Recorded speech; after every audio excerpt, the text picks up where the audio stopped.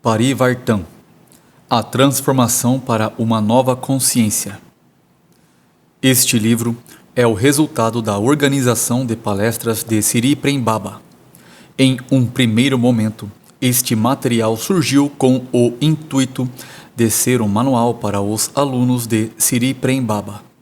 Mas sentimos que havia conteúdos bem importantes que poderiam contribuir imensamente para o público de buscadores espirituais em geral.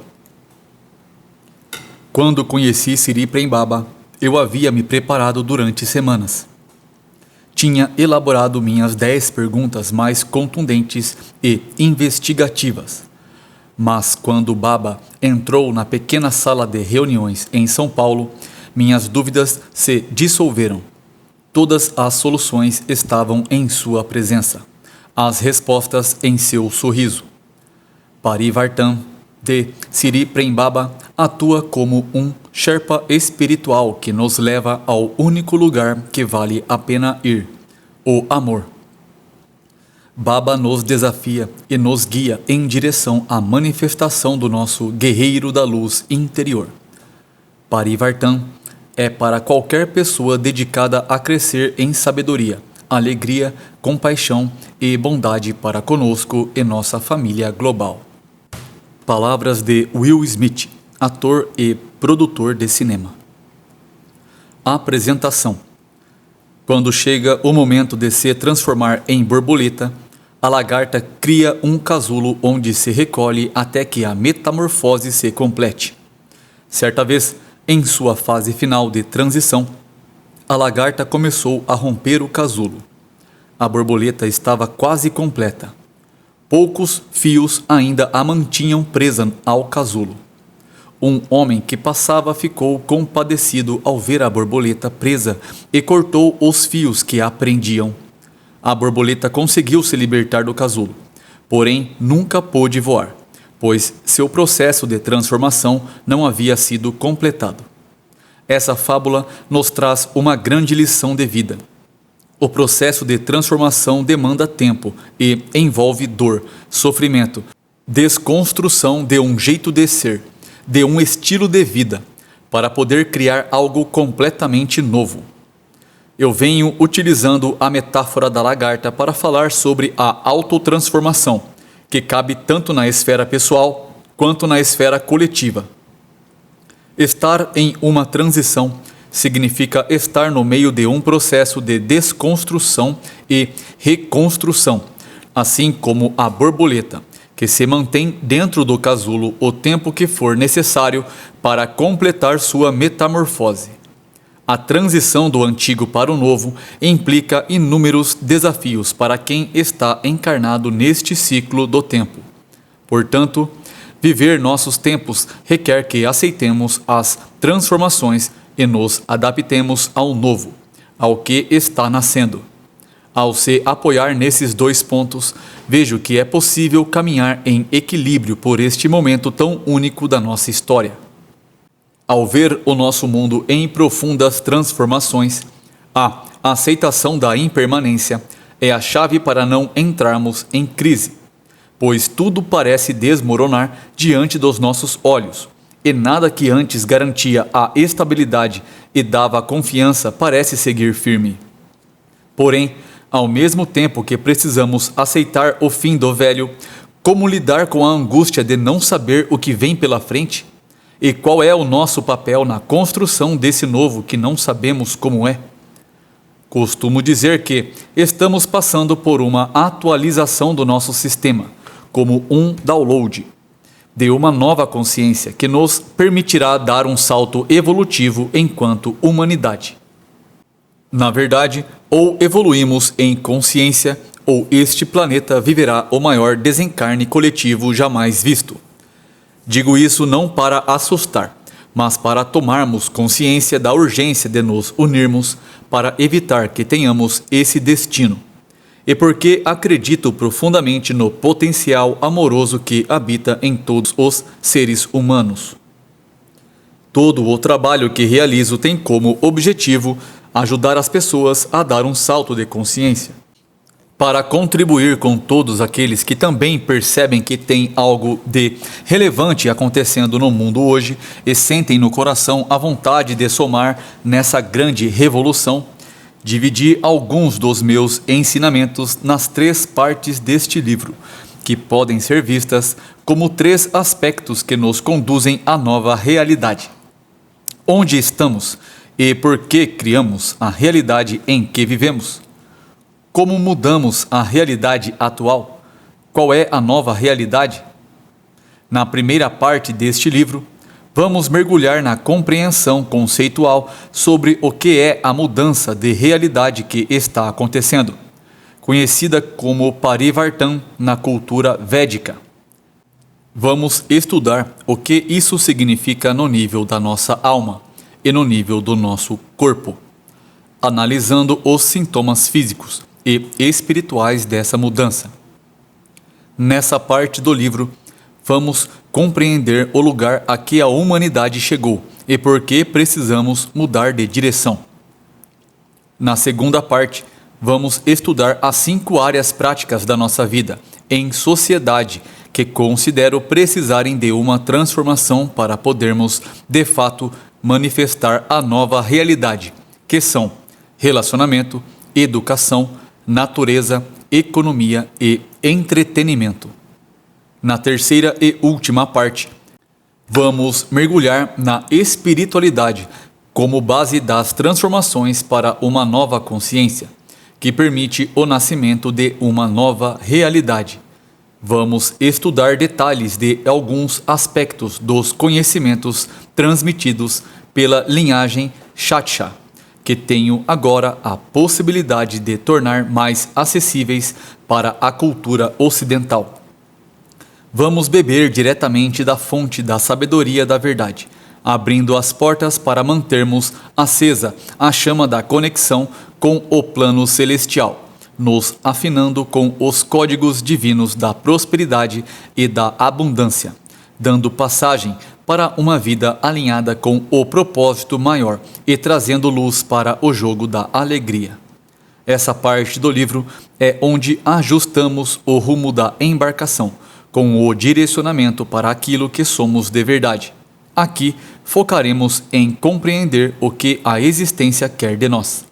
Sinto que, aprofundando essas 3 áreas, faço minha contribuição para que você tenha uma perspectiva mais ampla do jogo divino que estamos sendo convidados a jogar neste momento. Ao compreender as regras desse jogo, vejo que fica mais fácil realizar essa travessia, identificar o nosso papel no mundo e atuar com maior clareza e assertividade nos nossos passos. Este livro é a minha contribuição para ganharmos em escala o despertar da consciência amorosa do ser humano, para, enfim, conseguirmos criar as bases de uma vida com mais harmonia e amor neste planeta. Introdução: o caminho da autorrealização espiritual. Fico feliz quando as pessoas que se conectam com os meus ensinamentos têm clareza do caminho de desenvolvimento que eu proponho. Acredito que seja importante que cada um consiga se localizar no meu método. O conhecimento ou a ciência da autorrealização nos foram transmitidos pelos rishis, sábios que viveram na Índia há muito tempo, dominavam o sânscrito e conseguiram codificar determinadas fórmulas de acesso a quadrantes da consciência. É uma ciência que precisa ser estudada por aqueles que estão querendo liberação espiritual. Se você quer se libertar espiritualmente, em algum momento, inevitavelmente, vai estudar aspectos do Yoga ou dos Vedas, escrituras sagradas. Vou fazer uma breve recapitulação do processo de autodesenvolvimento que proponho para auxiliar aqueles que trilham por esse caminho. Como em todo o trajeto, existe um início. Os primeiros passos da jornada da autorrealização são focados na cura das feridas emocionais. É um trabalho de cura da criança ferida, de libertação do passado, pois o passado precisa ser reduzido a nada. Enquanto o passado tiver protagonismo em sua vida, você será vítima dele, por meio de repetições de comportamentos negativos que surgem do mecanismo da projeção. Você projeta seu passado nas pessoas dos seus círculos de relacionamentos. Enquanto houver mágoas e ressentimentos devido aos choques de humilhação, rejeição e abandono, você estará sujeito a projeções através dos relacionamentos. É esse passado que possibilita que o outro tenha poder sobre você, que torna você uma pessoa carente, escravo da necessidade de atenção do outro. Com isso, você acha que precisa fingir ser o que não é para agradar e, consequentemente, se sentir amado e aceito, o que leva a um equívoco de identidade. Acreditamos ser o que não somos. Outro nome para isso é escravidão, pois é como ser escravo da necessidade de ser aceito, reforçando a crença sobre quem somos.